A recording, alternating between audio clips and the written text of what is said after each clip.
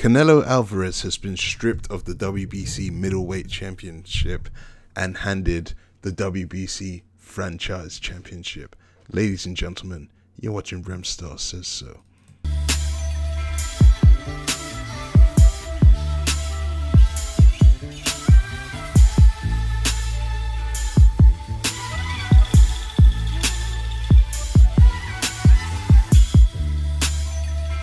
Let's get right into this one, guys. It's been a while since I've made a video.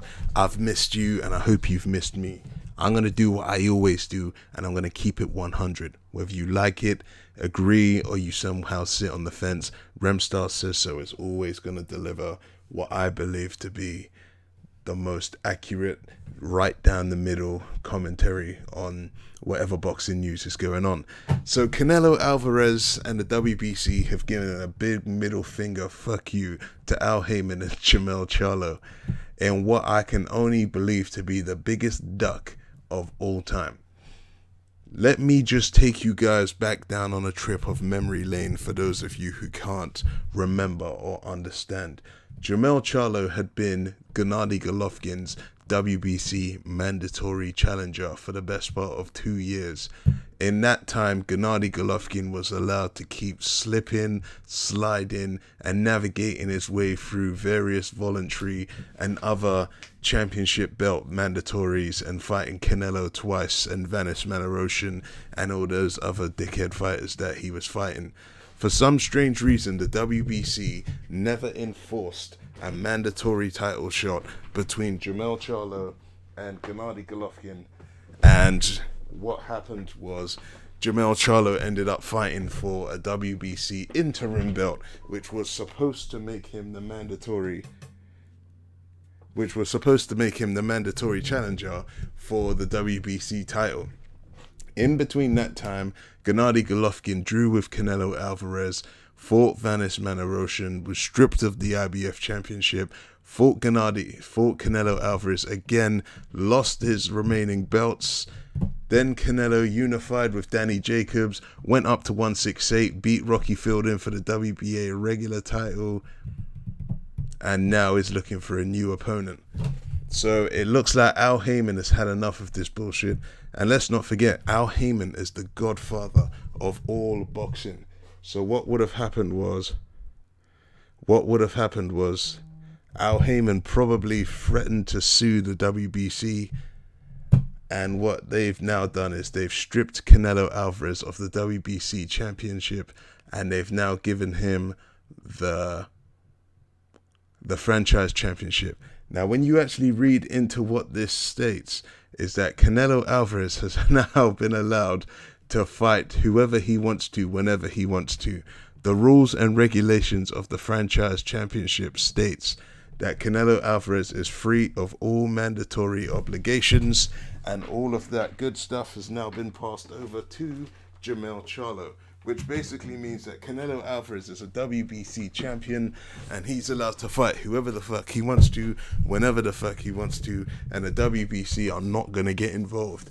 The reason why the WBC are doing everything they can to stay dick riding Canelo is because when Canelo Alvarez first held the WBC middleweight championship, Gennady Golovkin was the interim champion.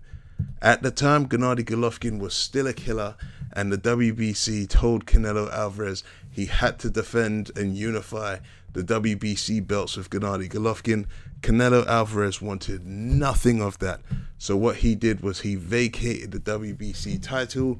Gennady Golovkin was then upgraded to WBC middleweight champion, and the WBC, they really hurt from that because they weren't getting the sanctioning fees. So since then, the WBC have been doing everything in their power to get back into Canelo's good books. What they wanted to do was, when Gennady Golovkin was first fighting Canelo Alvarez, Canelo said that he didn't want the WBC title on the line. He didn't give a fuck about Mauricio Sulaiman, the WBC, and any of that shit. But Mauricio Sulaiman realized that Canelo Alvarez was his biggest fee payer, and he started kissing Canelo's ass. So what he did is he put the diamond belt on the line for Gennady Golovkin versus Canelo Alvarez, and he did everything he could to make Canelo's life as easy as he possibly could.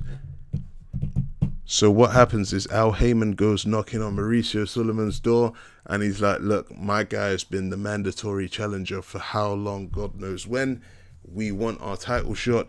Mauricio Sulaimán knows that Canelo doesn't want to fight Jermall Charlo just because he knows that Charlo would probably take his head smooth off. So what does he do? He's like, okay, I'm going to strip Canelo of this title. Al Heyman probably leaves that meeting or that phone conversation feeling good.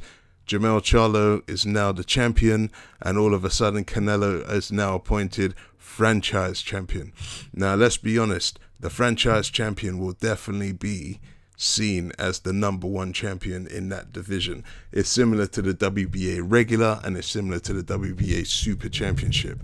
So all of a sudden Jermall Charlo is now the champion, and he's going to have mandatory obligations, and Canelo Alvarez is just allowed to get away with this franchise bullshit. I'm just reading a quick statement here, and the WBC has said that Canelo has earned this franchise status. He's been one of the WBC's world champions for 11 years now, and he's shown that he's one of the best fighters in the sport during that time. Blah blah blah blah. Alvarez is knocking on the door of #1 pound for pound. Blah blah blah blah. As I said to you guys, this is just some bullshit for the WBC to keep in Canelo's good books.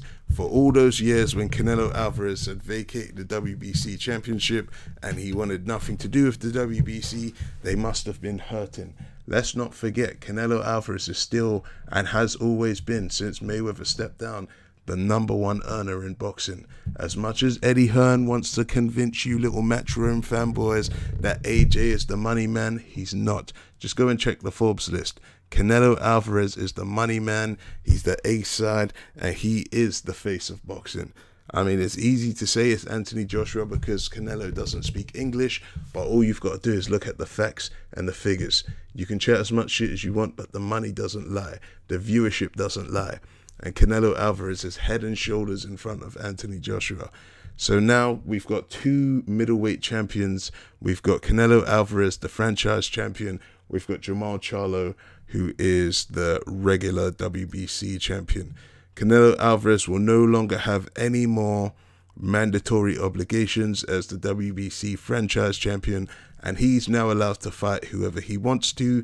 This also allows Canelo Alvarez to go back up to weight divisions and fight people because he's not going to have the WBC over his head.